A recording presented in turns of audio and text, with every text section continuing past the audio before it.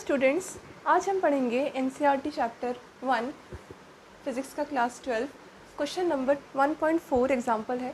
और ये एग्जाम्पल में जो न्यूमेरिकल है वो न्यूमेरिकल बहुत टाइम हमको ऐसा लगता है कि समझ में आ गया है, पर समझ में एक्चुअली हम लोग को नहीं आता, क्योंकि इसमें कुछ कुछ मास है जो इलेक्ट्रॉन और प्रोटॉन के लिए रिलेट करके बताया गया है। हमें पता है कि जो मास होता है प्रोटॉन और इलेक्ट्रॉन के लिए ही होता है, और उसको यूज़ करके हम किस तरह हमारा 3 इक्वेशन को एक पर्टिकुलर फॉर्म में सॉल्व करेंगे, वो आज हम इस क्लास में सीखेंगे। स्टार्ट करते हैं इस क्वेश्चन का मीनिंग समझना। क्वेश्चन में बताया गया है, ये क्वेश्चन बहुत बड़ा है, इसको सॉल्व करने के लिए जगह बहुत ज़्यादा चाहिए, तो मैं इसको पहले समझा के मिटा दूँगी। ओके, क्वेश्चन में बताया गया है Coulomb's law for electrostatic force between 2 point charges and Newton's law for gravitational force between two stationary point masses both have inverse square dependence between the charges और masses। अच्छा, इस लाइन का मतलब ये है कि हमारे पास जो इलेक्ट्रोस्टैटिक कूलम्स लॉ से जो रिलेट करके इलेक्ट्रोस्टैटिक फोर्स बताया गया है, जो फॉर्मूला हमें मिला है विच इज़ कूलम्स लॉ का क्या हो, हमने इस वाले फॉर्मूले को पिछले वाले क्लास में समझाया है। Coulomb's law is equals to F is equals to K Q1 Q2 upon R square. ये सबको पता है कि फोर्स जो है कूलम्स लॉ के अकॉर्डिंग इलेक्ट्रोस्टैटिक फोर्स लगता है हमारे 2 पॉइंट चार्जेस के बीच में, और चार्जेस के लिए हम कूलम्स लॉ यूज़ करते हैं, ग्रेविटेशनल फोर्स के लिए हम ग्रेविटेशनल लॉ यूज़ करते हैं। और फोर्स इक्वल रहता है इलेक्ट्रोस्टैटिक कांस्टेंट विच इज़ के, इसका भी एक अलग फर्दर फॉर्मूला होता है which is 1/4πε0 into Q/Q2 means the 2 point charges को हमने प्रोडक्ट में लाया है अपॉन आर स्क्वायर, मतलब distance square of the distance between 2 point charges is denoted as R square which is inversely proportional to the F. तो ये हमारा क्या था, कूलम्स लॉ था, किसके लिए, इलेक्ट्रोस्टैटिक फोर्स के लिए। और हमारे पास एक और फोर्स का फॉर्मूला होता है for gravitational constant which is F is equals to, जो यहाँ पर जो के लिख रहे थे वही इस चीज़ को हम लिख देंगे जी, ठीक है। जी यहाँ पर कांस्टेंट है, बाकी सब एफ इज इक्वल्स मतलब एफ इज इक्वल्स नहीं रहते, एफ प्रोपोर्शनलिटी इस टर्म में रहते हैं। हम जो ग्रेविटेशनल फॉर्म में पढ़ते हैं, हमें पता है कि ग्रेविटेशनल फॉर्म में हर चीज़ अट्रैक्टेड है, और अट्रैक्टेड है मतलब जो हमारा अर्थ है ना वो वेटेज तौर पे हमारे मतलब इन्वायरमेंट में स्थिर है। अब जब हम एफ़ का फॉर्मूला लिखते हैं तो हम m1 m2 के तौर पे लिखते हैं, मतलब m1 m2 के कंसिडरेशन में लिखते हैं। मतलब जी इसका हमारे पास ग्रेविटेशनल कांस्टेंट है, f इज इक्वल्स टू जब हम लाएंगे f इज इक्वल्स टू, जहाँ हम Q1 Q2 लिख रहे थे कूलम्स लॉ में, वही हम ग्रेविटेशनल लॉ में, फोर्स के ग्रेविटेशनल लॉ में m1 m2 लिखेंगे, where m1 m2 is the mass of one object and the other object, and then the relation between that objects is always attractive in gravitationally। जो हमारे पास are square था वो हमारे पास Coulomb's law में भी inversely proportional था F के, और हमारे पास जो ग्रेविटेशनल लॉ के फोर्स है उसमें भी आपका इन्वर्सली प्रोपोर्शनली होता है, जो आपका डिस्टेंस होता है वो भी आपका स्क्वायर लॉ को मेंटेन करता है। दोनों में आपका जो सिमिलैरिटीज़ बताई गई है वो आपका आर स्क्वायर प्रोपोर्शनलिटी है विच इज़ इनवर्स। यहाँ पर हमने प्रूफ कर चुका है, ये F is equals to K Q1 upon R square होता है, और जी m1 m2 upon R square है, ये हम 11th में पढ़ते आ रहे हैं।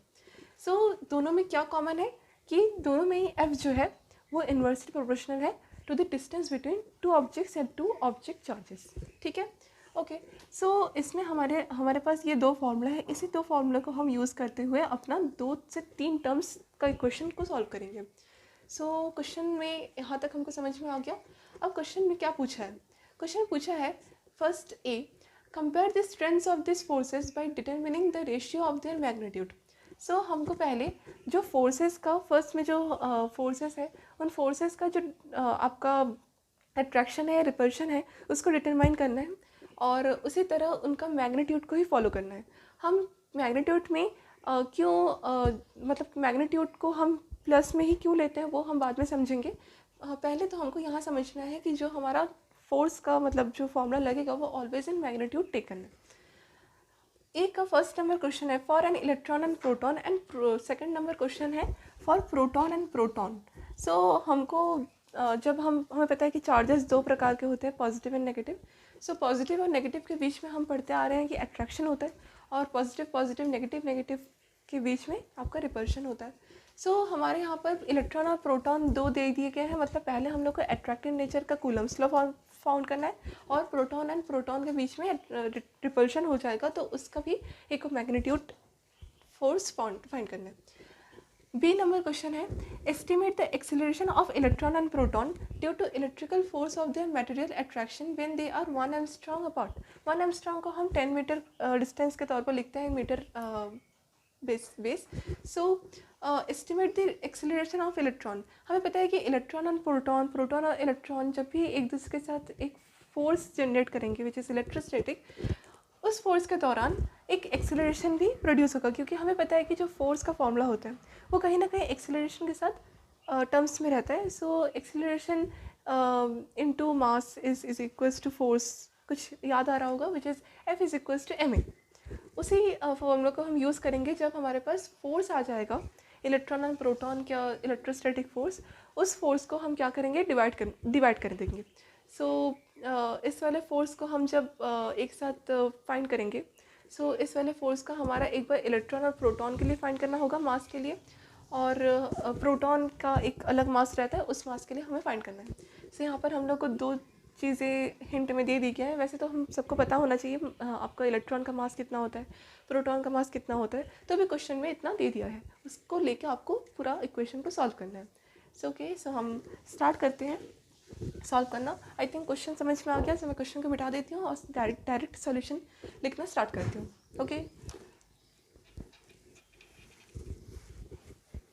Okay, so mass of electron और मास ऑफ प्रोटॉन आपको याद रहना चाहिए। Mass of proton is equals to 1.67 into 10⁻⁻27 kg होता है, और mass of electron is equals to 9.11 into 10⁻31 kg होता है। ओके, सो ये आपका कौन सा सोल्यूशन है, एग्जाम्पल नंबर 1.4 का सोल्यूशन है। ओके, सो फर्स्ट में हमारे पास जो क्वेश्चन दिया था कि हम लोग को इलेक्ट्रोस्टैटिक फोर्स फाइंड करना है। ओके, सो हमारे पास दो टर्म्स थे, एक इलेक्ट्रॉन और प्रोटॉन। तो हम इलेक्ट्रॉन और प्रोटॉन का फर्स्ट में लिखना स्टार्ट करते हैं। इलेक्ट्रॉन का मतलब होता है कि कोई एक ऑब्जेक्ट है, उसके अंदर आपका कितना कैसा चार्ज है, माइनस चार्ज, नेगेटिवली चार्ज है, तो इसको हमने इलेक्ट्रॉनिक एक सब्स्टिट्यूशन ऑब्जेक्ट के तौर पर रखा। जस्ट उसके सामने ही एक प्रोटॉनिक सब्सटेंस है विच सराउंड्स पॉजिटिव चार्ज। ठीक है, अब दोनों को क्या करेंगे, अट्रैक्ट। अब दोनों को जब अट्रैक्ट हो जाएगा तो इस अट्रैक्शन के दौरान हमारे पास एक फोर्स जनरेट होगा which is F is equals to, ये अट्रैक्टिव फोर्स है ना। So F is equals to, this is electron and this is proton, और प्रोटॉन हमारा कहाँ रहता है, न्यूक्लियस के अंदर, न्यूट्रॉन के साथ दोस्त बना के, और इलेक्ट्रॉन हमारा न्यूक्लियस के चारों ओर सराउंडेड रहता है। सो इतना तो पता है कि ये दो एटम्स अपने आप को किस तरह प्लस और माइनस चार्ज जनरेट करते हैं। उसी तरह दोनों भी जब एक रिलेशन बनता है वो रिपल्शन और अट्रैक्शन फोर्स जनरेट करता है। अच्छा, अब F इज इक्वल्स टू, हमें पता है कि क्या होता है फॉर्मूला कूलम्स लॉ के अकॉर्डिंग, K, ये आपका कूलम्स लॉ है ना।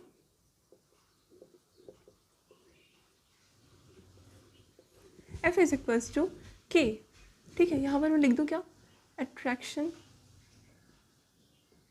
ये इतना तो पता होना चाहिए तो मैंने लिख दिया। ठीक है, okay, so F is equals to K Q1 Q2 upon R²। यहाँ पर हम एक इलेक्ट्रॉन की बात कर रहे हैं और एक प्रोटॉन की बात कर रहे हैं। सो हम सबको पता है कि इलेक्ट्रॉन और प्रोटॉन में आपका जो बेसिक यूनिट ऑफ चार्ज होता है which is E is equals to, I mean Q is equals to 1E, where E is equals to 1.6 into 10⁻⁻19 coulomb charge carries. So ये एक इलेक्ट्रॉन की बात हो गई, पर हमें पता है कि इलेक्ट्रॉन जहाँ है प्रोटॉन भी होंगे। सो इलेक्ट्रॉन और प्रोटॉन में जस्ट डिफरेंस ये होते हैं कि हम अगेन प्रोटॉन के लिए भी E is equals to 1.6 into 10⁻⁻19 coulomb ही लिखते हैं, पर प्रोटॉन के लिए हम बस उसके अंदर चार्जेस माइनस चार्ज नहीं लगाते, पर इलेक्ट्रॉन के लिए हम इसमें माइनस चार्ज लगाते हैं। सो यही बस इनका डिफरेंस रहता है, बाकी इलेक्ट्रॉन और प्रोटॉन में प्लस और माइनस में डिफरेंस रहता है उन दोनों में, मैग्नीट्यूड में कोई डिफरेंस नहीं रहता, ठीक है। 1.6 क्योंकि दोनों तो चार्जेस ही है ना, ऑपोजिट नेचर की, so they have same magnitude. 1.6 into 10⁻⁻19 coulomb also for the proton, ठीक है। ये तो इलेक्ट्रॉनिक ही है, ओके। सो इतना तो समझ में आ जाना चाहिए। अब इतना समझ में आ गया, अब हम समझेंगे कि जब हम इसको लिखेंगे फोर्स पे, तब हम Q1 Q2 को कैसे लिखेंगे। हमें पता है कि जो आपका माइनस चार्ज है वो इंडिकेट कर रहा है कि दोनों चार्जेस एक दूसरे के साथ अट्रैक्टिव नेचर में है। हम माइनस चार्ज को इन वेक्टर एनालिसिस डायरेक्शन के तौर पर लगाएंगे, पर जब हम इन मैग्नीट्यूड काउंट करेंगे, क्योंकि हमारे जैसे एनसीईआरटी के क्वेश्चन में दिया हुआ है find the magnitude, so magnitude find करने के दौरान हम माइनस को कंसिडर नहीं करेंगे। क्यों? क्योंकि मैग्नीट्यूड तो दोनों का सेम है, और सेम मैग्नीट्यूड होने के कारण आपका माइनस चार्ज नहीं लग सकता, ठीक है। They have same mass but they do not have the same directions, okay. एक डायरेक्शन आपका मतलब एक डायरेक्शन आप देख सकते हो कि टूवर्ड्स से प्रोटॉन मूव कर रहा है, एक डायरेक्शन आपका प्रोटॉन टू इलेक्ट्रॉन मूव कर रहा है, they have attracted each other. So एक टाइम ऐसा आएगा कि दोनों के साथ एक कॉन्टैक्ट बना के चिपक जाएंगे, तो दोनों ऑपोजिट साइज के आ रहे हैं, ऑपोजिट नेचर के आ रहे हैं, और ऐसे हम बता सकते हैं कि they have the same magnitude, okay. So magnitude आपका वही रहेगा 1.6 इंटू 10⁻⁻19 कूलम। सो जब हम Q1 Q2 को लिखेंगे, तो Q1 Q2 में हमें पता है कि एक Q आपका इलेक्ट्रॉन का होगा, एक Q आपका प्रोटॉन का होगा, बट इलेक्ट्रॉन और प्रोटॉन के डायरेक्शंस में अगर हम लिखना चाहें तो we have to write it with the proper sign, but if the case of magnitude we do not have to write the sign with it, ठीक है। तो F is equals to K into 1.6 का whole square into 10⁻19 का -19 का whole square, यही हो जाएगा, यही हो जाएगा। अच्छा, अब अपॉन में R स्क्वायर है, और जो K है उस K का एक फॉर्मूला होता है which is K is equals to 1/4 pi epsilon naught, ठीक है। अच्छा, इतना तो पता है K आपका इलेक्ट्रोस्टैटिक कांस्टेंट है F को इक्वल बनाने के लिए। अब हम इसको सॉल्व करने से पहले एक और चीज़ समझ लेंगे।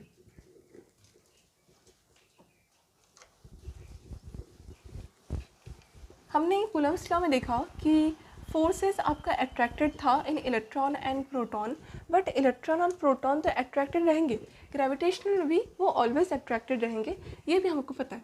अब हम लिखेंगे फॉर ग्रेविटेशनल लॉ,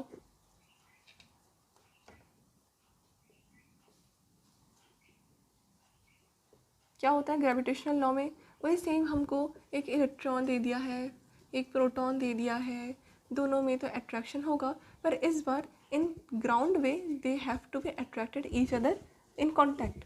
तो यहाँ पर ये आपका E है, ये आपका P है।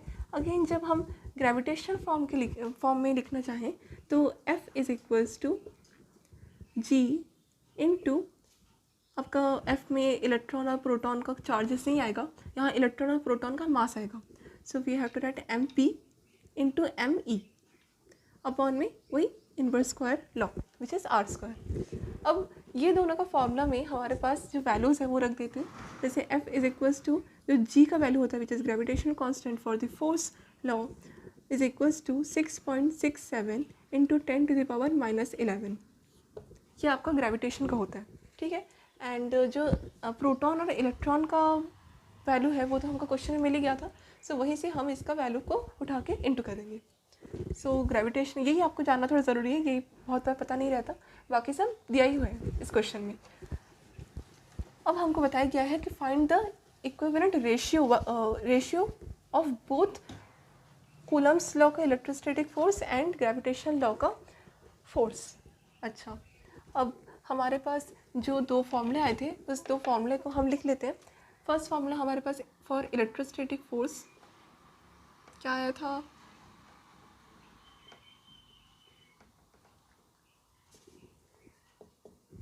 क्या आया था इलेक्ट्रोस्टैटिक फोर्स के लिए, F is equals to K Q1 Q2 upon R square. Again F is equals to 1/4 pi epsilon naught into 1.6 into 10⁻⁻19 का होल स्क्वायर अपॉन में R स्क्वायर। ये सिर्फ F का था कूलम्स लॉ के लिए। अगर हम इसी चीज़ को फॉर ग्रेविटेशनल लॉ समझे,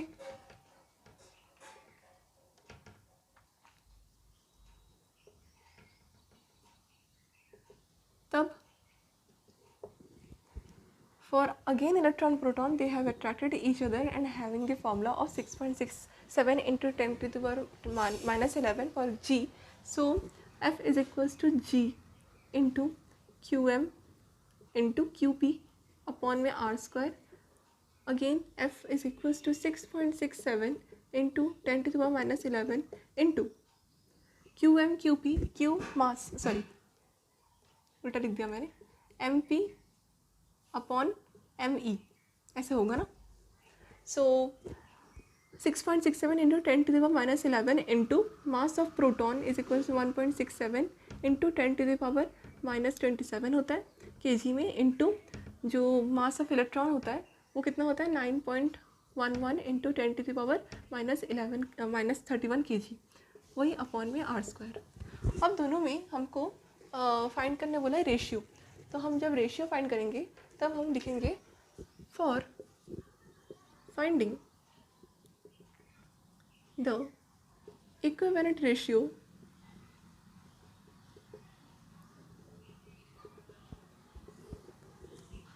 डिवाइड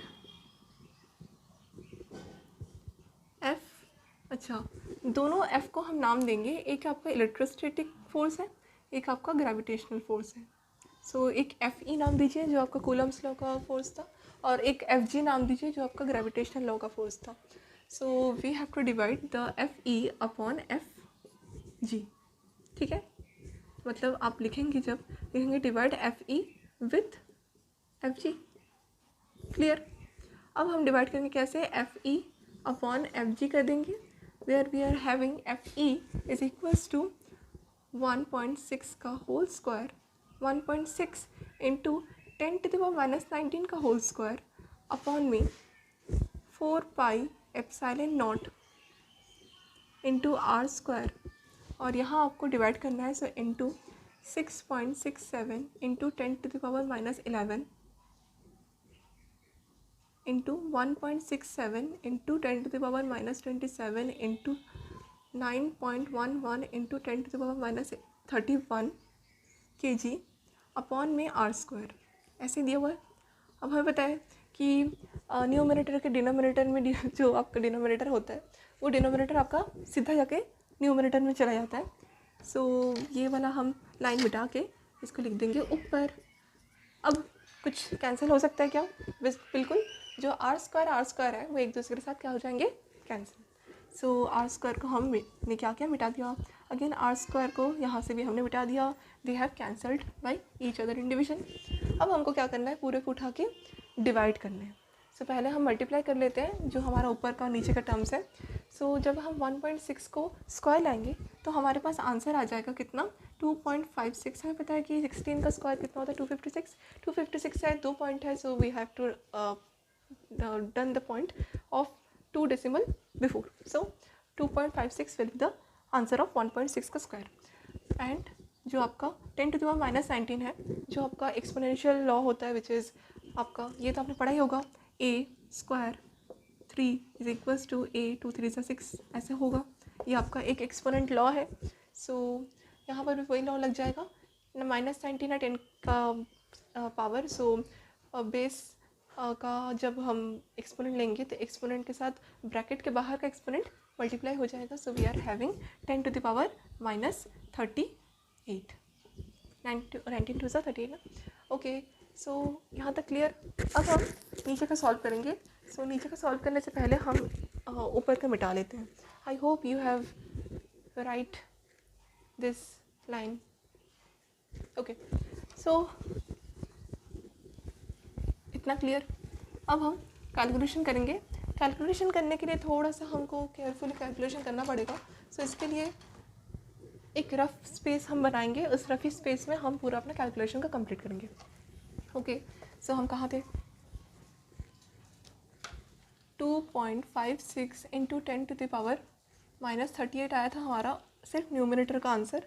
अब हम इसी को सॉल्व करेंगे. सो इसको सॉल्व करने के लिए हमारे पास जो पाई का फॉर्मूला होता है वो होता है 3.14 मतलब value, so 4 into 3.14 into epsilon not का होता है 8.854 इंटू 10⁻⁻12 है ना, अगेन इंटू ग्रेविटेशनल लॉ का formula 6.67 into 10⁻⁻11 into 1.67 into 10⁻⁻27 into 9.11 I mean 9.11 हो जाती है गलती, सॉरी 9.11 इंटू 10⁻⁻31 kg। अच्छा, अब हम इसको पूरे को उठा के करेंगे मल्टीप्लाई। ओके, इसे नीचे का मिटा देते हैं, कैलकुलेशन स्टार्ट करते हैं, अपना रफ वर्क स्टार्ट कीजिए। ओके, सो रफ करेंगे कहाँ, यहाँ रफ करके मिटा देंगे, एक एक आंसर हम यहाँ लिख देंगे। ओके, आई होप कि यहाँ थोड़ा सा आंसर लिखने के लिए जगह बचा के रखना चाहिए, सो हम यहाँ से रफ करेंगे, यहाँ हमारा आंसर रहेगा ना। ओके, सो अब हम क्या करेंगे, रफ करेंगे। सो फॉर डूइंग रफ, यहाँ मैं लिख दिया रफ। अब फर्स्ट में हमारे पास क्या है, जो जितने भी 10 बेस है उसको हम पहले सॉल्व आउट करेंगे। सो 10 का -12 है, से एक काम करते हैं, इसको पूरा हम एक्सपोनेंट को लॉ लगा के प्लस माइनस में लाते हैं। सो सबको पता है कि जो हमारे पास -38 है वो -38 में रहेगा, जो -12 है वो +12 में चेंज हो जाएगा, जो -11 है वो +11 में चेंज हो जाएगा, -27 है वो +27 में चेंज हो जाएगा, जो -31 है वो +31 में चेंज हो जाएगा। तो जब हम पूरे को सॉल्व करेंगे तो हमारे पास आंसर क्या आएगा, देखिए। ओके, सो 12 + 11 + 27 + 31 प्लस करिए 7 8 9 10 11 1 4 5 6 7 8 9 10 11 कितना आ रहा है,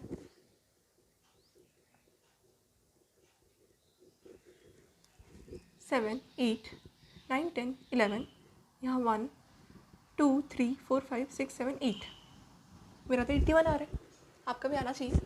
माइनस में है 38, सो 81 - 38, 11 - 8 9 10 11 3, और यहाँ 4 8 में से 4 क्या 4, सो यहाँ 43 आपका प्लस में आएगा एक्सपोनेंट में। सो यहाँ पर आप 10⁻43 को अलग से लिख लेना।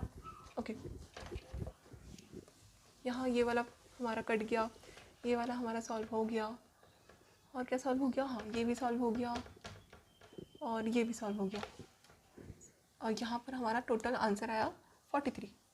तो जितना आएगा उससे हम 43 को डिवाइड करने की कोशिश करेंगे। अच्छा, जितना ज़रूरत पड़ेगा। ओके, सो एक्सपोनेंट में ये जो 10⁻एक्सपोनेंट्स रहते हैं उनका होने का फ़ायदा ये होता है कि हम बाद में उसको यूज़ कर सकते हैं न्यूमरेटर को बड़ा करने के लिए, क्योंकि ऐसा भी हो सकता है कि आंसर 0 में आए, 0 पॉइंट में आए। सो हमको उस चीज़ से बचने के लिए हम यहाँ पर आपका 10⁻43 एक हेल्प के लिए यहाँ रहा है। तो यहाँ से हम जितना हमको पॉइंट्स की ज़रूरत पड़ेगी उतना हम इससे 10 उधार ले सकते हैं। ओके, सो यहाँ पर हम स्टार्ट करते हैं अपना मल्टीप्लाई करना। सो यहाँ पर है हमारे पास 4 × 3.13, सो 3.13 को हम क्या करेंगे 4 से मल्टीप्लाई करेंगे। सो हम पॉइंट को बाद में लगाते हैं, पहले 314 × 4 करेंगे। ओके, सो 4 4 का कितना होता है 16 का 1, 4 1 4 5 3 4 12, 1 2 5 6 आ रहा है। सो 1 2 5 6, यहाँ पर 3 पॉइंट था तो हम यहाँ पर 12.56 लगा दिए। अगेन इतना सॉल्व हो गया। अब 12.16 को हमको 8.84 से मल्टीप्लाई करना है। तो जब हमारे पास क्या रहता है, डेसिमल के पास जितना आंसर रहा है ना, जैसे मान लो कि 2 है, 2 हमारे पास डिजिट्स आ रहे हैं पॉइंट के बाद, तो हम इतना वहाँ से क्या कर सकते हैं, नेगलेक्ट कर सकते हैं। मतलब 8.854 को हम 8.85 ले सकते हैं। इसी तरह अप्रॉक्सीमेसी का एक टर्म हमको क्लियर होगा। ओके, सो 12.56 इंटू 8.85 ना। ओके, 12.56 इंटू 8.85, 8.85, इसको हमको करना है मल्टीप्लाई। सो हम इसको मिटा दें, स्टार्ट करते हैं। ओके, सो मल्टीप्लाई, इतने बड़े बड़े मल्टीप्लाइज को आप थोड़ा सा केयरफुली करना, जैसे मैं कर रही हूँ वैसे फॉलो कीजिए। 6 5 ज़ा पहले हम इससे इसको, इसको और इसको करेंगे, ठीक है। थोड़ा सा बड़ा लिखूँ क्या?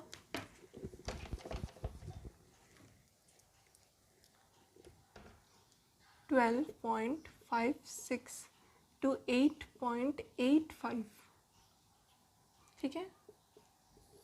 ओके, सो पहले हमारे पास 5 से, फिर 2 से, 5 से, 56 से।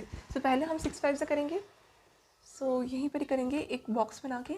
बहुत लोग ना ऐसे, मतलब मैं ही करती थी, मतलब ऐसे मल्टीप्लाई करने के टाइम ना जो कैरीज रहते थे उस कैरी को मैं यहाँ वहाँ लिख के सॉल्व करती थी। पर एक्चुअल में हम लोग को एक कॉलम बना लेना चाहिए। उस कॉलम के अंदर आपका जितना भी कैरी रहेगा उस कैरी को आप लिखिए, तो इससे आपको कन्फ्यूजन नहीं होगा और आप बाद में उसको चेक करने के टाइम भी आपको डर नहीं लगेगा।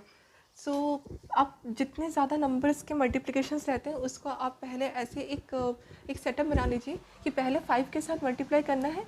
सो हम बहुत बार करते हैं ना, 5 के साथ मल्टीप्लाई करते करते 8 में चले जाते हैं। सो हम पहले, हमको 5 से ही सब मल्टीप्लाई करना है, तो आप एक एक को कॉलम बनाते जाइए। ओके, सो मैं ग्रीन से आपको दिखाऊंगी, शो करूंगी, और ब्लैक से आंसर लिखूंगी। सो 6 5 ज़ा 30 का 3 कैरी ओवर। अब 3 आया है, अब 5 5 ज़ा 25 प्लस 3 इज इक्वल्स टू 28। सो 2 5 ज़ा 10 11 12 का 1, 5 1 ज़ा 5 6। अब हम इन सारे क्रॉस को मिटा देते हैं, हमारा 5 डन। अब हम 8 के साथ सब करेंगे मार्कर। ओके, 8 6 ज़ा 48 का 4, 8 5 ज़ा 40 प्लस 4 44, 2 8 ज़ा 16 प्लस 4 22, 8 1 ज़ा 8 9 10। अगेन 8 के साथ ही है, तो जब हमारे पास 2 डिजिट्स ऐसे रहते हैं उस 2 डिजिट्स को हम कर लेते हैं क्या, सेम। जैसे यहाँ पर 8 के साथ जितना मल्टीप्लाई करने के बाद आया है, अगेन 8 के साथ ही मल्टीप्लाई है, तो फिर से तो नहीं करेंगे, तो हम इसको एक क्रॉस लगा के अगेन इसको बैकवर्ड लिखना स्टार्ट करेंगे। जैसे यहाँ पर 8 है तो 4 के नीचे 8, यहाँ 0 के नीचे 4, यहाँ 0 के नीचे 0, यहाँ 0 के नीचे 1 के नीचे 0, अगेन 1 आपका अलग से आ जाएगा। अगेन हमारा शायद हो गया पूरा मल्टीप्लिकेशन 1 2 3, यस। अब 0 8 प्लस 8 16 का 1, 3 plus 7 3 plus 2 sorry 3 plus 4 7 7 plus 8 15 का 1, 7 प्लस 4 11 का 1 का 1 का 1।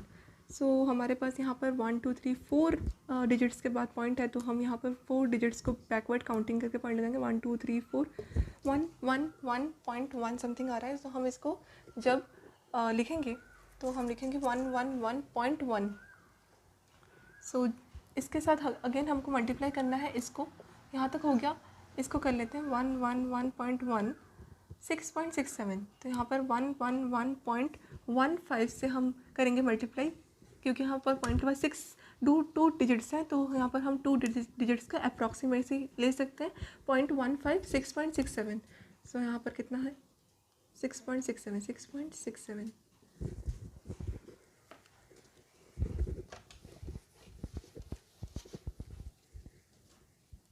1 1 1.15 6.67 into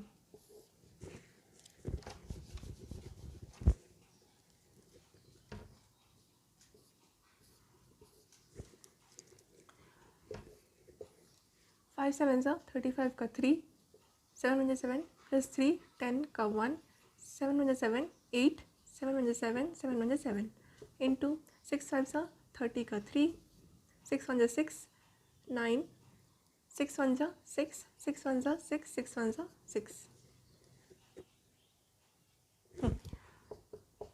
6 5 ज़ा अगेन वही आ जाएगा। सो यहाँ लिखेंगे हम 0 9 6 6 6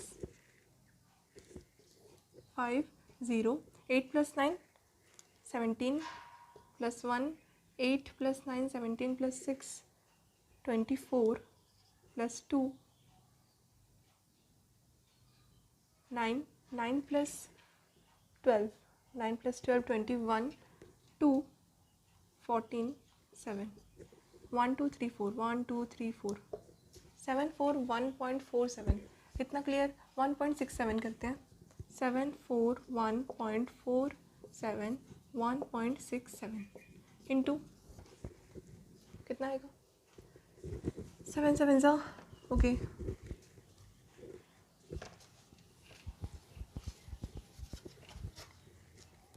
7 4 1.47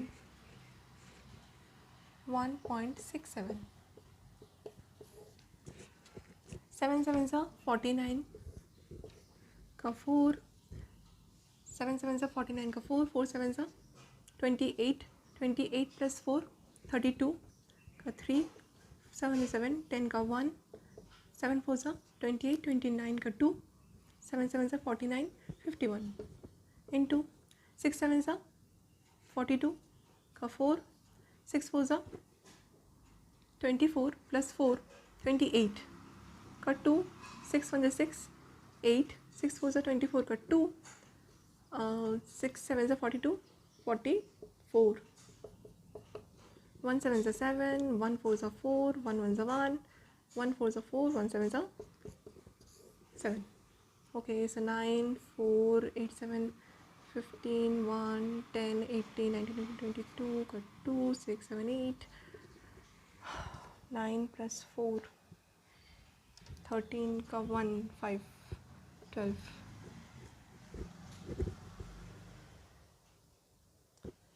1 2 3 4 1 2 3 4 12 3 8.25 ये वाला हो गया था. अब 9.11 बाकी है. सो हम लिख देंगे 1 2 3 8.25 1 2 1 2 3 8.25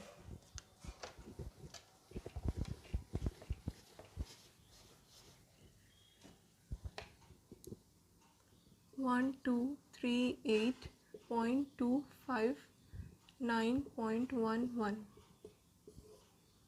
So 5 1s are 5 2 1s are 2 8 1s are 8 3 1s are 3 2 1s are 2 1 1s are 1 5 2 8 3 2 1 9 5s are 45 का 4 9 2s are 18 22 8 9s are 72 plus 74 7 3 9s are 27 27 plus 7 is equals to I think 34 34 का 3 2 9s are 18 21 2 9 1s are 9 10 11 5 7 15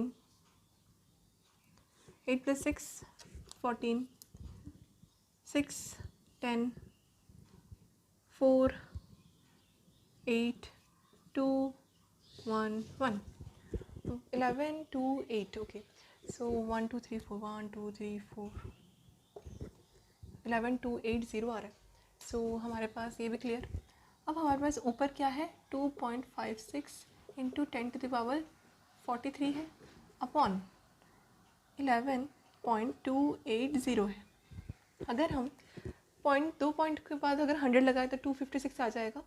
और again हमारे पास अगर 256 के बाद अगर 2 0 लग जाए तो we are having like this 25600 से यहाँ से कुछ 4 हमने 10 को मल्टीप्लाई में लिया है.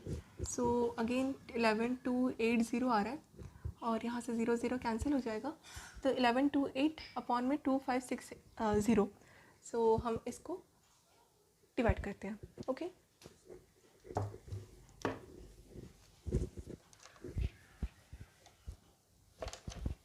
आपको क्लियर हुआ डिवीजन मल्टीप्लिकेशन. 1128 divided by 2560. सो 1128 को हम पहले 2 से करके देखें. सो 1128 2 इंटू 8 2 से 16 का 1 2 2 से 4 5 2 1 से 2 2 1 से 2. सो 2 2 2 5 6, ये मैंने पहले से करके रखा है, आप लोग 2 से करके देख सकते हैं, 1 से करके देख सकते हैं। ओके, 10 में से 6 गया 4, 6 0, 5 में से 2 गया 3 point, so again we can take 11 2 8, 2 ज़ा 3 ज़ा,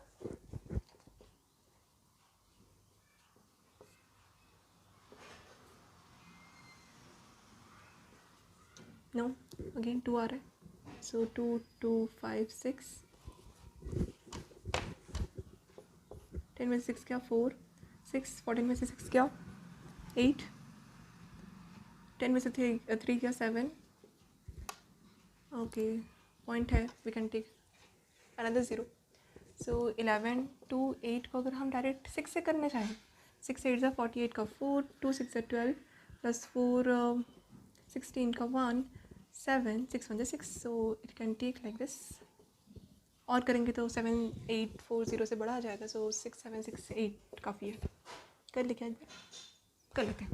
11 2 8 7 5, 2 7 ज़ा 14, 14 प्लस 5 19 का 1 7 7 8 7 7, सो देखिए इससे बड़ा आ रहा है।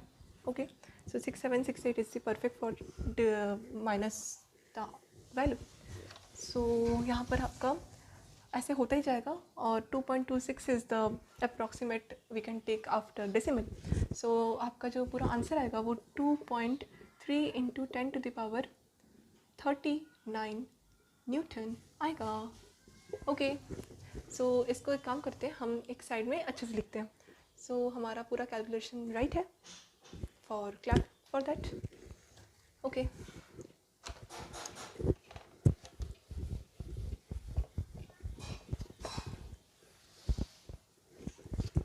आप लोगों ने बता दिया जितना भी था मैंने लिखा।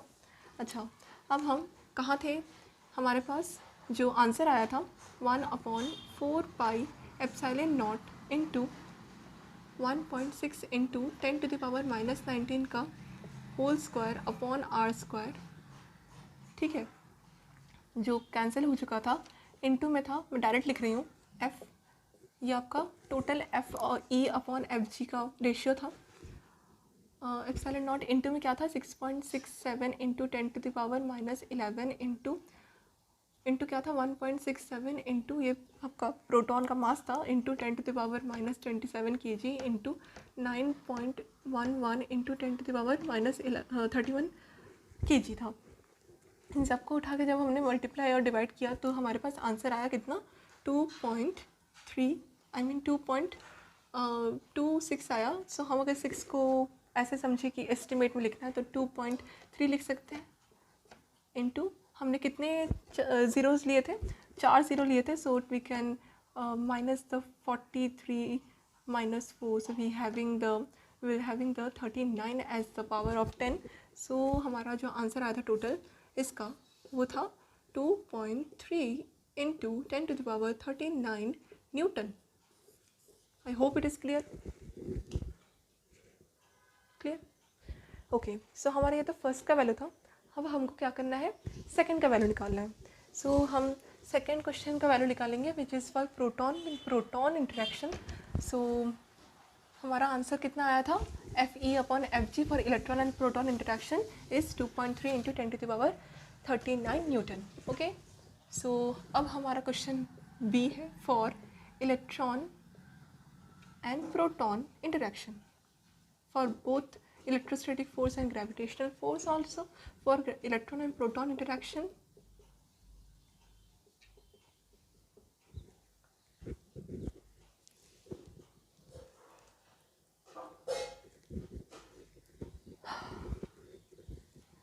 मान लो कि कोई सरफेस है जिसमें plus charge plus charge plus charge plus charge plus charge ऐसे दे रखा है।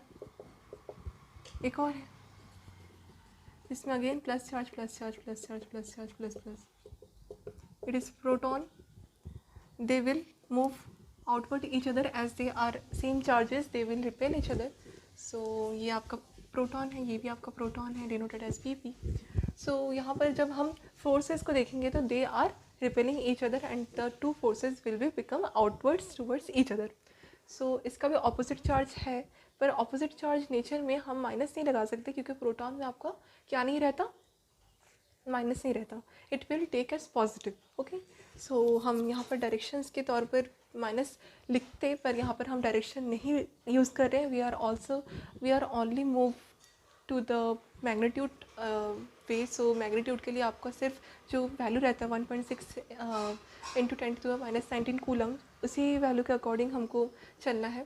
पर ये आपका इलेक्ट्रोस्टैटिक फोर्स है, इलेक्ट्रोस्टैटिक फोर्स के बाद जो मास आएगा, मास के अकॉर्डिंग हमारा क्या हो जाएगा, जो प्रोटॉन है उसका सिर्फ प्रोटॉन और प्रोटॉन का ही मास रहेगा, इलेक्ट्रॉन का मास इस बार काउंट नहीं होगा। सो वही सेम वैल्यू जो हमने फाइंड किया था एफ ई का, वही रहेगा, which is 2.56 into 10⁻43 F E is equals to, for electron and proton के लिए था और प्रोटॉन के लिए भी सेम ही है। सो वही 2.56 इंटू 10⁻43 अपॉन कितना था, इस पर चेंज हो जाएगा वैल्यू। सो वैल्यूज़ में हमारे पास एफ जी है, डायरेक्ट लिख रही हूँ, 6.67 इंटू 10⁻⁻19 और 4 पाई एप्सिलॉन नॉट तो कॉन्स्टेंट हो जाएगा। 6.67 इंटू 10⁻⁻19 सॉरी -11 इंटू, ये आपका 43 नहीं था, ये आपका 38 था माइनस में, इंटू 10⁻⁻11 इंटू 1.67 नहीं होगा इस बार, हो जाए हाँ 1.67 ही होगा क्योंकि प्रोटॉन का है, इसका हो जाएगा स्क्वायर। तो 1.67 इंटू प्रोटॉन का 10 का पावर कितना था, 10⁻⁻27, सो -27 का होल स्क्वायर का केजी। अब इतना ही है, इसको हमको करना पड़ेगा मल्टीप्लाई फिर डिवाइड। सो हमारे पास कितना था, 4 pi epsilon naught into 6.67 into 10⁻⁻11। सो हमारे पास यहाँ पर 6.67 इंटू 10⁻⁻11 तक है पूरा। सो यहाँ पर हमने एक बार कर लिया है, तो हम इसको चेक कर लेते हैं दोबारा से।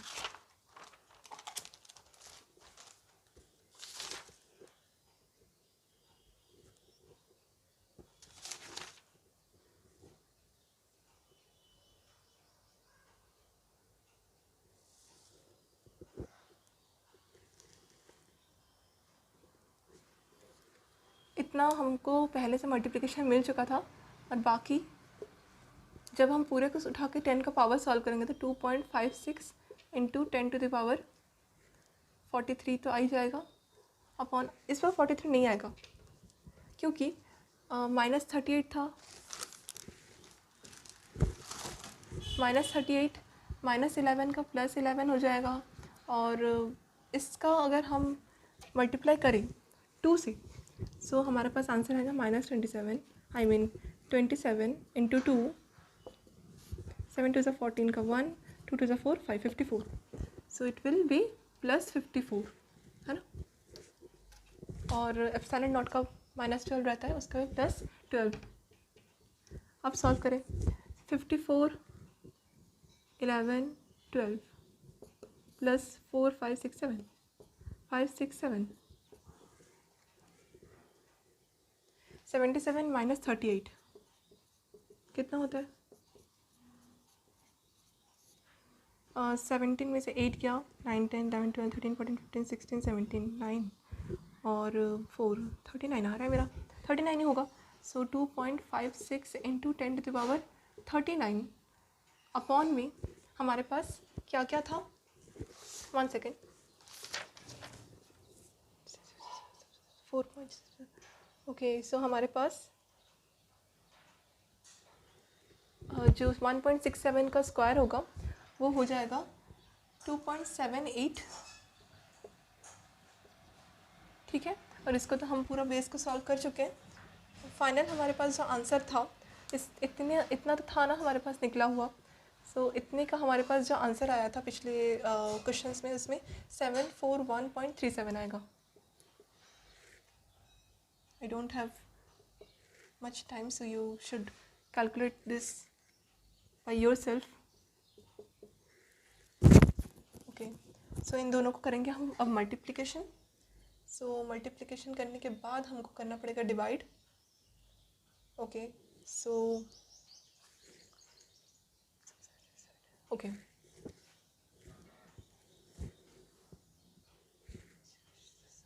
ओके, तो हमारे पास अब इसको मल्टीप्लाई करने का कैलकुलेशन के लिए जगह चाहिए। इसको मिटा देते हैं।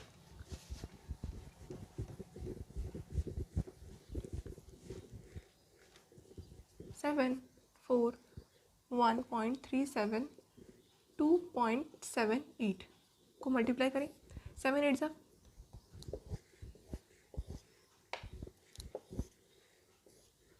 7 8 ज़ा 56 का 5, 3 8 ज़ा 24 प्लस 5 29 का 2, 8 1 ज़ा 8 10 का 1, 8 4 ज़ा 32 प्लस 3 33, 3 8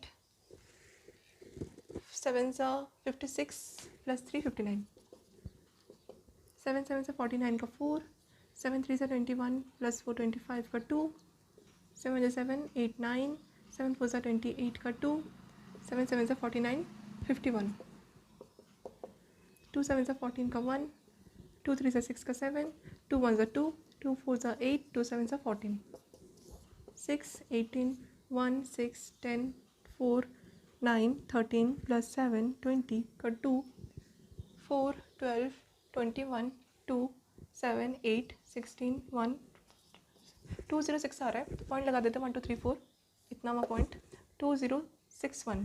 सो हमारे पास क्या था न्यूमरेटर 2.56, मिटाना पड़ेगा 2.56 पॉइंट नहीं 2.56 अपॉन 2061, 2.56 अपॉन 2061। तो अब हम देखते हैं कि 10 टू द पावर -38 से 10 टू द पावर -36 बन जाएगा। सो हम इसको डायरेक्ट करेंगे सॉल्व कैसे। 256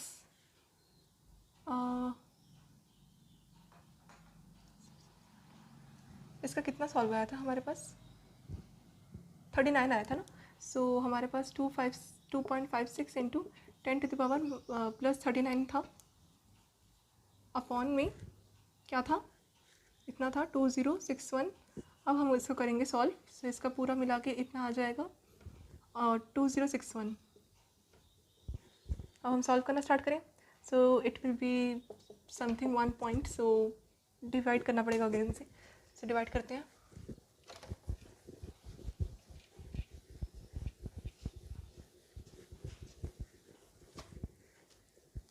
टू 061 डिवाइडेड बाई 2560। 2061 1 ज़ा 2061 अगेन 10 में से 1 गया 9, 7 16 में से 7 गया 16 में से 7 गया 9, 4 कट पॉइंट। सो 2061 2 सा करके देखे 1 2 ज़ा 2, 6 2 ज़ा 12 का 1 2 1 2 2 ज़ा 4 4 1 2 2 8 2 6 8 0 अगेन 2061 6 सा करके देखते हैं 6 6 सा 36 का 3 3 2 6 सा 12 ज़्यादा आ रहा है। 4 सा करके देखते हैं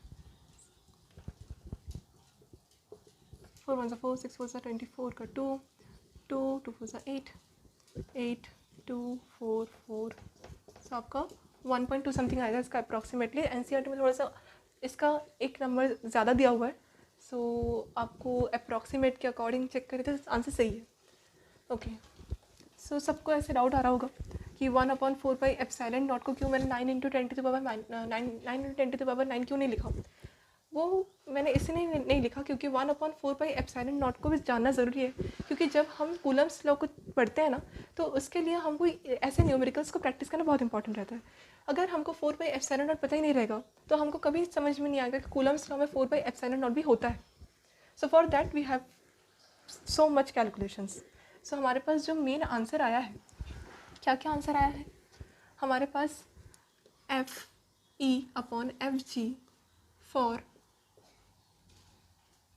इलेक्ट्रॉन एंड प्रोटॉन इंटरेक्शन लिखा हुआ है इज इक्वल्स टू कितना आया था 2.3 into 10⁻39 Newton.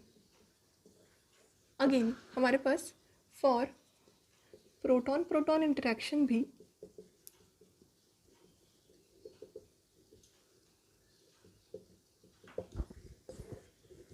Fe/Fg ratio 1/2 into 10⁻36 Newton आया है। सो हमारे पास दो इक्वेशंस आ गए। सो हमारा जो क्वेश्चन ए और बी है वो कंप्लीट हो गया।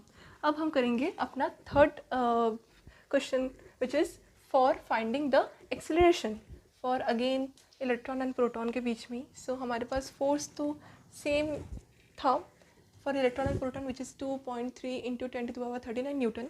प्रोटॉन का नहीं पूछा, सिर्फ 39 का पूछा है। सो इसको अगर हम एक इक्विवेलेंट एफ लगा के रख लें, सो इसको हम बोल सकते हैं कि 2.3 into 10⁻39 newton is equals to ma। So हमारे पास मास भी है, किसका मास फॉर मतलब प्रोटॉन का मास और इलेक्ट्रॉन का मास, फर्दर उसको काउंट करना है। सो हम इसको मिटा दें। ये आपका सेकंड वाले न्यूमेरिकल का आंसर था जिसमें प्रोटॉन प्रोटॉन इंटरेक्शन का पूछा गया था। Okay, so F is equals to 2.3 into 10⁻39 newton. ठीक है। अच्छा, अब इसको हमको लगाना पड़ेगा रेडियस। सो रेडियस हमारे पास 1 एंगस्ट्रॉम गिवन था। सो 1 एंगस्ट्रॉम अगर हम इसका रेडियस निकालें, सो हमको अगेन ग्रेविटेशन के साथ मल्टीप्लाई में नहीं लगाना। ठीक है। सो हम एक और F निकालेंगे। F इज इक्वल्स टू 1k/में r² Q1 Q2। Again Q1 Q2 वही सेम 1.6 का इंटू 10⁻19 का होल स्क्वायर, इसका 2.56 इंटू 10⁻38 आना होता है। और k का आपका इस बार हम 9 इंटू 10⁻9 लेंगे। ओके, क्योंकि वो भी जानना ज़रूरी है। सो हमारा इक्वेशन बनेगा कुछ 9 इंटू 10⁻9 इंटू 1.6 इंटू 10⁻19 का होल स्क्वायर, जो हम करके याद हो गया है। और रेडियस जो हमारे पास था वो 10 मीटर था, तो 10⁻2 मतलब 10 का स्क्वायर। अब 9 इंटू 10⁻9 और यहाँ पर हम इसको लिखना चाहें तो 10⁻, इसको हम एक्चुअल में कितना लिख सकते हैं,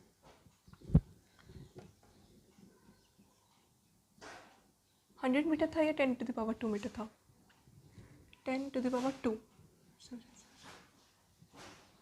ओके, एक सेकेंड, मुझे क्वेश्चन चेक करना है।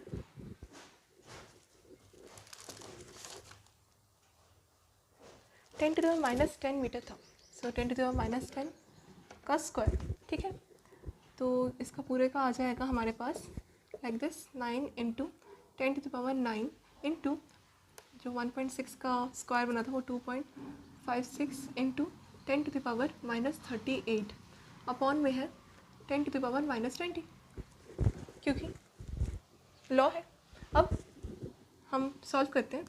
सो यहाँ 9 है, -38 है, -20 को ऊपर जाकर +20 है।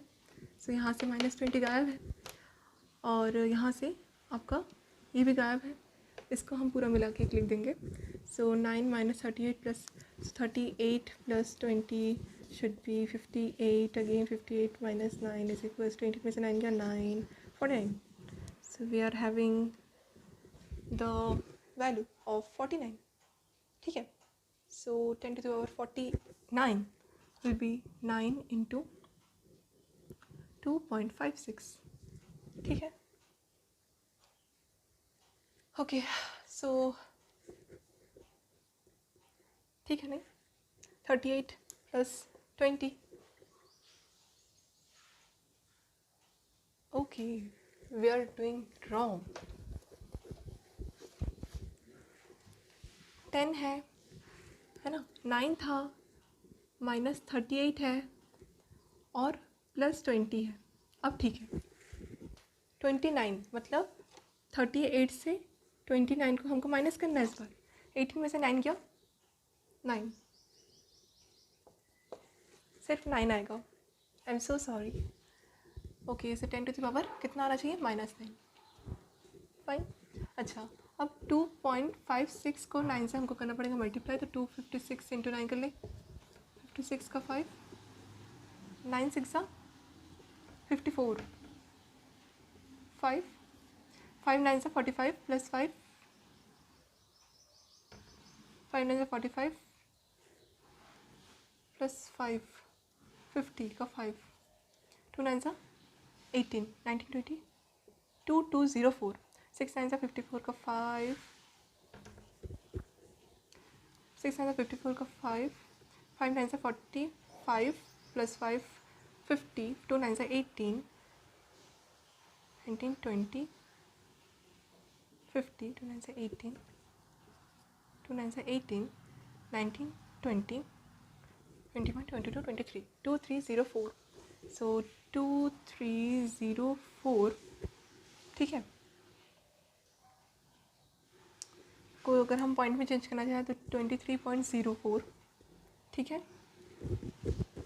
अपॉन में तो हमारे पास कुछ है नहीं, so into 10 to the power -9 को अगर हम और चेंज करना चाहें सो -8 लगा लें, और अपॉन में अगर पॉइंट हटा दूँ तो 1000 लग जाएगा।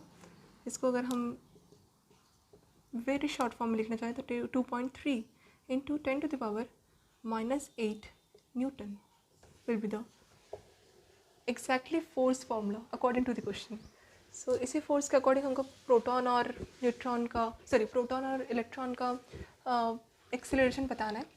सो हमारे पास इसका फाइनल आंसर आया था 2.3 into 10 to the power -8 newton. Is it right? Okay, for finding the acceleration, we are having the formula of Newton's second law, which is F is equals to ma. Okay, F is equals to ma होता है ना question में हमारे पास, ठीक है ना। हमारा distance, okay, हमारा डिस्टेंस बिल्कुल राइट है। ओके,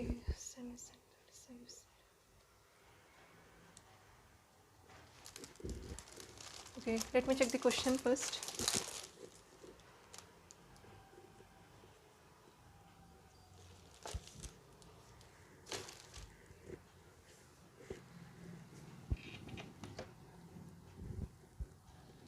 ओके, तो हमारे पास और क्वेश्चन की ज़रूरत नहीं है। अब फॉर लिखेंगे, for finding the acceleration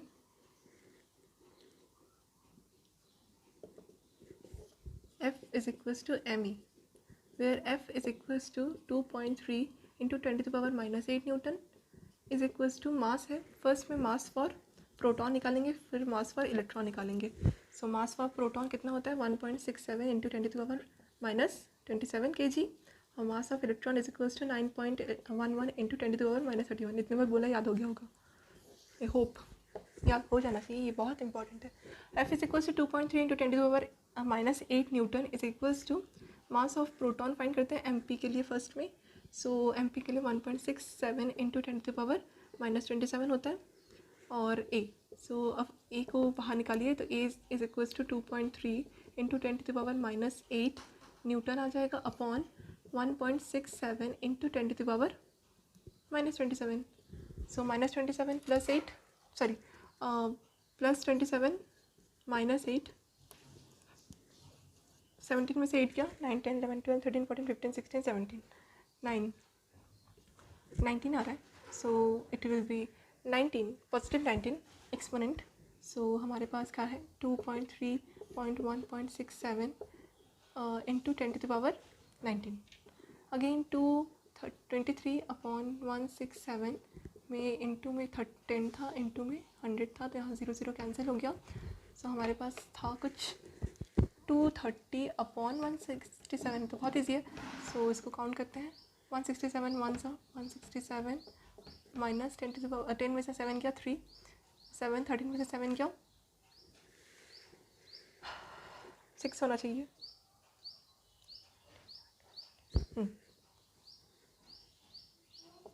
point 167 कितना सा? 5 सा करके देखें क्या? 5 से 30 का 3, ज़्यादा हो जा रहा है। 1 6 7 4 सा देखते हैं।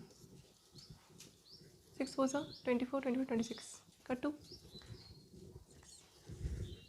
ये भी ज़्यादा हो जा रहा है। 1 6 7 3 सा 1 2 6 3 सा 18 19 20 का 2, 3 1 3 4 5, सो 1.3501, मतलब इसका 1.3 इंटू 10⁻19 मीटर पर सेकेंड आएगा आंसर, मीटर पर सेकेंड स्क्वायर आएगा। सो इसको मिटा के लिख देते हैं।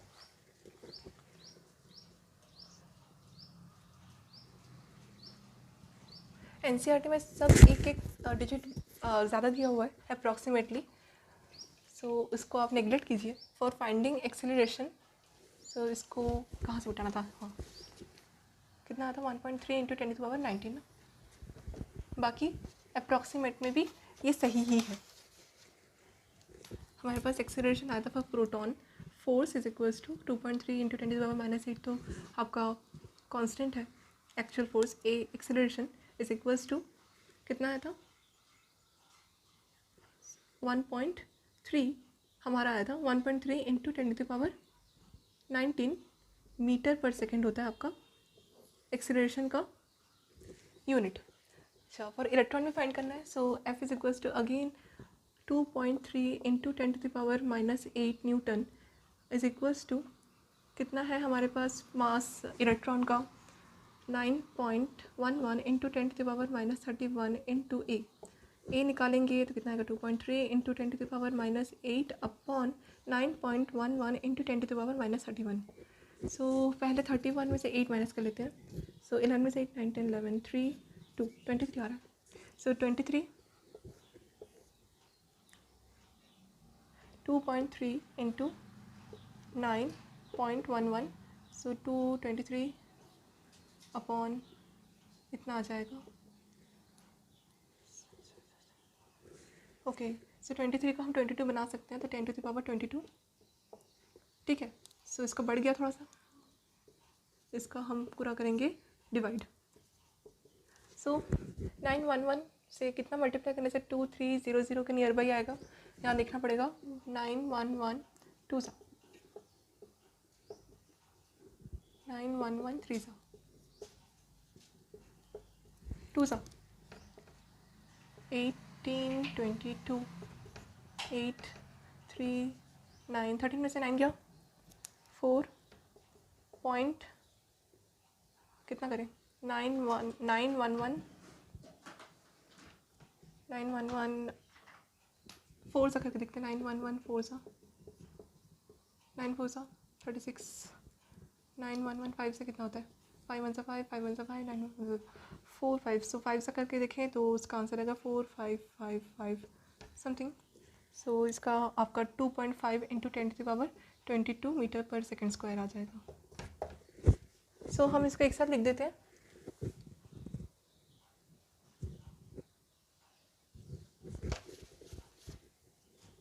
टू 2.5 इंटू 10⁻22 मीटर पर सेकेंड फॉर इलेक्ट्रॉन, ठीक है। अच्छा, ये सब एक्सेलरेशन था। अब एक काम करते हैं, जितने भी हमारे पास आंसर है, जितने क्वेश्चंस का, उस क्वेश्चंस का हम लिख देंगे आंसर एक साइड में। ओके, 1.3 इंटू 10⁻19 1.3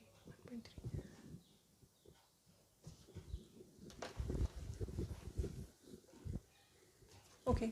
सो जो हमारा इक्वेशन फर्स्ट था वो था F E is equals to F G upon F E upon F G का आंसर आया था हमारे पास 2.3 into 10⁻39 newton. Again equation number 2 था, उसका भी F E upon F G था, क्योंकि हमने अगेन प्रोटॉन के लिए निकाला था। So F E upon F G is equals to 1.2 आया था।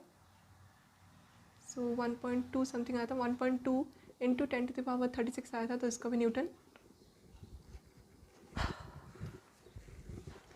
आपका f इज इक्वल्स टू जो एक्चुअल f है, जो जिससे हमने अपना एक्सेलरेशन फाइंड किया, वो हमारे पास आया था 2.3 इंटू 10⁻⁻8 न्यूटन। इसी फोर्स से जब हमने एक्सीलरेशंस फाइंड किए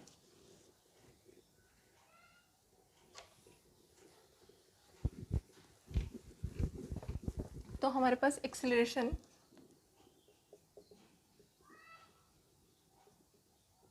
फॉर प्रोटॉन आया, ये क्वेश्चन 4 है।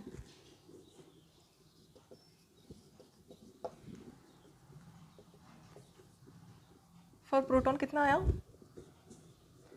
1.3 इंटू 10⁻⁹ मीटर पर सेकेंड स्क्वायर।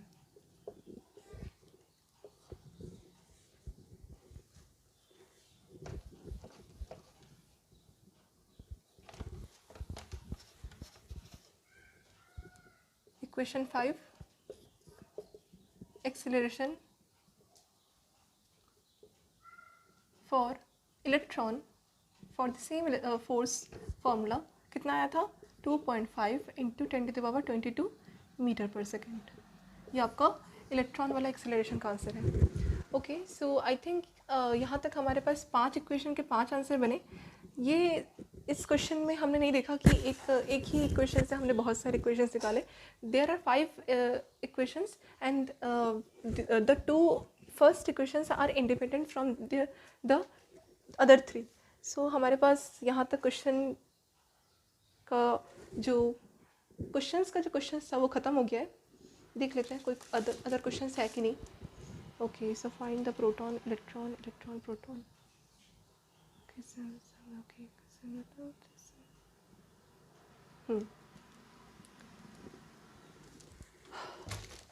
और क्वेश्चन नहीं है।